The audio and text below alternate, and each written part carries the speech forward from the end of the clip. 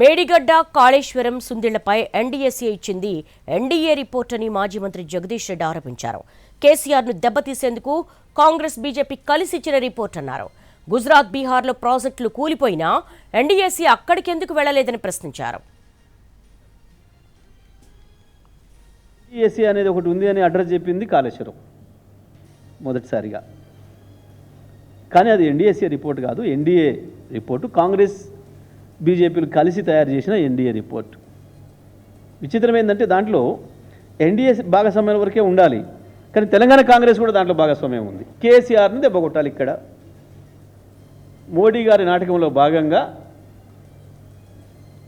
ఇచ్చిండ్రు. మొట్టమొదటిగా గుజరాత్లో కట్టి పూర్తి కాకముందే ప్రారంభోత్సవం నాడే కూలిపోయి 156 మంది చచ్చిపోయినారు. గాడికి ఎందుకు పోలేదు ఆ ఎన్డీఏసీ. ఇప్పటికీ బీహార్, గుజరాత్లలో వరుసగా మేము ఉన్నదే కూలిపోవడానికి, మేము కట్టేదే కూలిపోవడానికి అన్నట్టుగా కడుతున్నారు. ఒక్కరోజు ఒక్క చోటికి పోయినట్టు సందర్భమే